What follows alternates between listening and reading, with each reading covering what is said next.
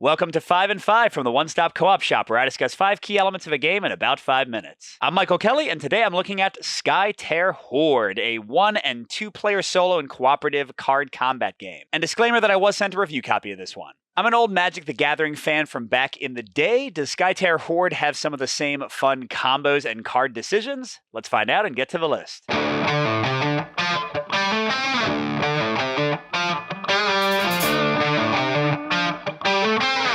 So first at number 5, I want to talk about the 2-player experience. I do kind of see this as more of a solo game, but they have a 2-player cooperative mode. And for my taste, this is mostly a pro. I think it works really well. Basically, they give you each less mana, and you're splitting the card draw for defeating enemies, so they kind of spread the resources a bit. But they still give you enough to each feel like you can do cool things. And what really elevates this mode is that because you can have very different decks, you get amazing combos and kind of interlocking strategies you can use on each other.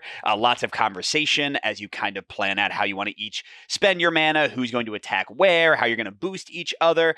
Just lots of really cool decisions. The only potential negatives I have with the 2-player mode are, like I said, sometimes it can feel like you don't have as much to do because you have less mana or have fewer cards. And also, while they have the balance pretty much right, definitely better than it was in the prototype, sometimes you can get like your entire board filled and just kind of be overcrowded with enemies and allies because you have 2 players playing stuff. My number 4 is focused on the modular nature of the game and deck construction. This is mostly a pro as well. So first on the player side, you have a lot of options, even just out of the base game, and they had like one kind of expansion that came in the crowdfunding set. You got different castles you can use deck construction with different limitations in which colors you build into. But even if you don't do that, just switching from like playing blue to playing gold to playing green to playing red, they have like vastly different combos, majorly different abilities to play out with. And there's all this in the base set. The thing is, as this game grows, which I hope it will, there will be so many more options here for people who want to dig into deck construction.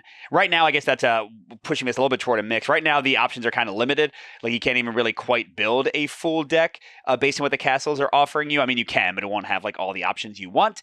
But yeah, again, if they and as they hopefully release more stuff, that's going to be great. But I also have to call out the great enemy modularity, because you can switch out which outsider you're fighting. That has a minor effect because they don't come out until the end of the game. But you can also switch out which enemy deck you're facing off against. And the one complaint I have is that I think some of them are harder than others, but there's nothing in the game that kind of tells you which one is which level.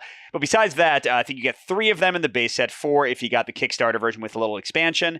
So it's like 4 very different decks to play against, 4 very different like sets of enemies and special abilities to face off with. And again, you can mix and match that with your decks. So the game can only go up from here, but even at the starting point, there's a really nice modular experience with a lot of variety in your play. But for my number 3, I'm looking at the card draw luck. You always have this in these kind of games, and this one is going to be a mix for me. On the negative side, card draw luck can ruin your game. Like sometimes if you get really unlucky and just like draw a lot of towers and a lot of spells and no actual allies to fight the enemies, then that can make it almost impossible for you to actually like stage a defense. That's very unlikely. The majority of your starting deck is allies, but it is possible. More commonly though, you'll get like the exact worst enemy for your current situation, or you do this at the beginning of each fights phase, you'll draw a treachery card and it'll like totally be the exact card that derails your entire plan for the turn. But here's where the pro comes in. This gives the game its vibrancy. It gives the game its excitement. And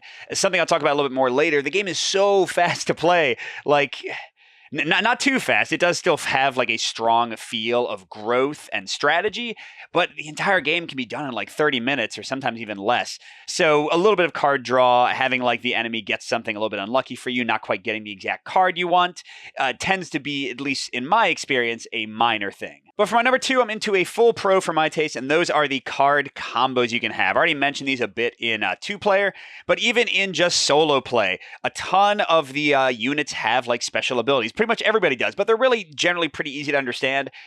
You're not going to get too many things like Magic the Gathering where you have giant like paragraphs you have to read through. But you'll have like things that will boost somebody else, and then somebody else will like move somebody for you. And because you can like really freely pick who's facing off against which enemies when you're choosing not to face face off against an enemy at all.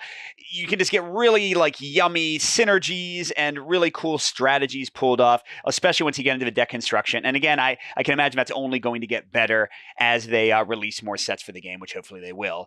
But just love the card strategy and kind of the things you can pull off. And that goes in my number 1 point related to my number 2, which is the great strategy for the speed of the game. And this one's a full pro for me. So I mentioned the combos, but just the choices you have are really great here because, you'll have, 5 cards in your hand of different mana costs, and your mana builds up but does not go away at the end of the round. So you can save up for big cards or play little things now. You can face enemies now or later. You've got a lot of castle health, so you can let enemies attack you for a while until you have the right answer to destroy them all in one go.